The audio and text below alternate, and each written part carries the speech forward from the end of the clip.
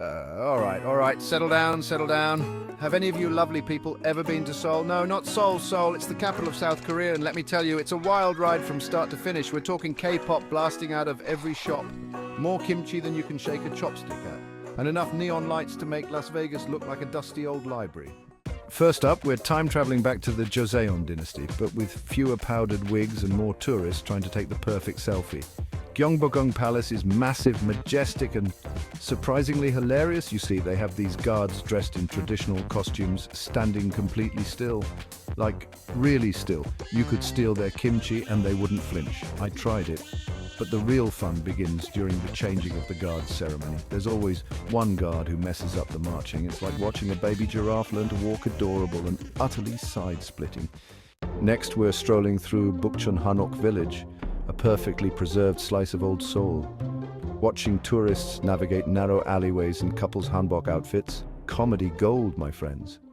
Hold on to your credit cards, people, because we're hitting up Myeongdong shopping street.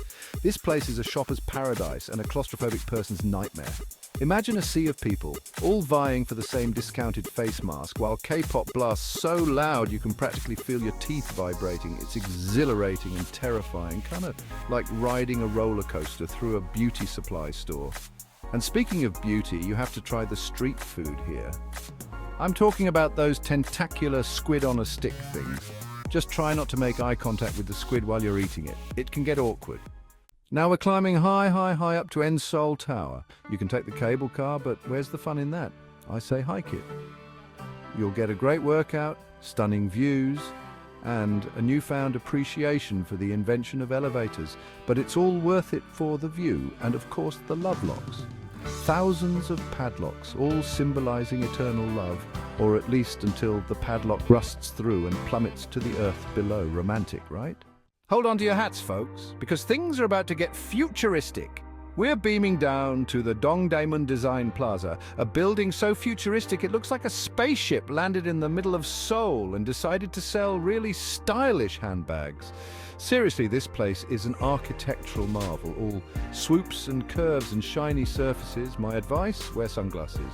Not because it's bright outside, but because the building itself is so reflective, you might just catch a glimpse of your future self looking fabulous. Next up, we're strapping ourselves in for a wild ride at Lotte World. It's one of Korea's biggest amusement parks, and let me tell you, they don't do things by halves here. We're talking roller coasters that twist, turn, and probably do your taxes. All while a giant cartoon mascot cheers you on with disturbingly wide eyes. But the real highlight, the haunted house. It's not your average run-of-the-mill haunted house. Oh no.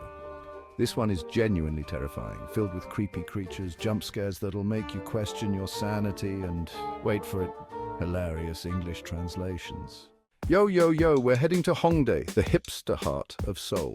Think of it as the Brooklyn of South Korea, but with less pretension and way better karaoke. This place is a buzzing hive of creativity, with street art around every corner, indie bands playing in every cafe, and enough vintage clothing stores to satisfy even the most discerning hipster. But the real reason to visit Hongdae? The karaoke, obviously. These aren't your average dimly lit karaoke booths. We're talking private rooms, disco lights, and enough tambourines to start your own marching band.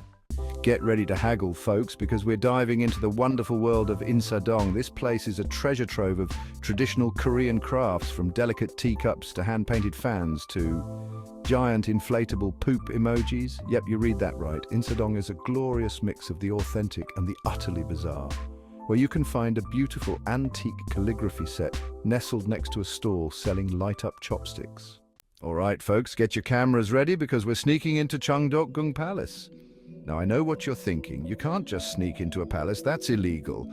And to that, I say, well, you're not wrong, but this isn't just any palace. It's got a secret garden, and trust me, this garden is worth a little bit of rule bending. It's like stepping into another world with tranquil ponds, hidden pavilions, and enough peace and quiet to make you forget you're in the middle of a bustling city. And finally, we're ending our Seoul adventure with a relaxing stroll along Cheonggyecheon Stream. Now, this isn't your average city stream. This used to be a grimy, concrete-covered overpass, but some genius decided to tear it all down and replace it with this. A beautiful, meandering stream right in the heart of the city. It's the perfect place to unwind after a long day of exploring, or to take some hilarious photos of your friends pretending to fall in. Well, there you have it, folks. The top 10 hilarious spots in Seoul, guaranteed to tickle your funny bone and leave you wanting more. If you enjoyed this whirlwind tour of Seoul's silliest spots, don't forget to give this video a big thumbs up, subscribe to my channel for more travel shenanigans, and leave a comment below telling me what you'd wear to a K-pop karaoke party.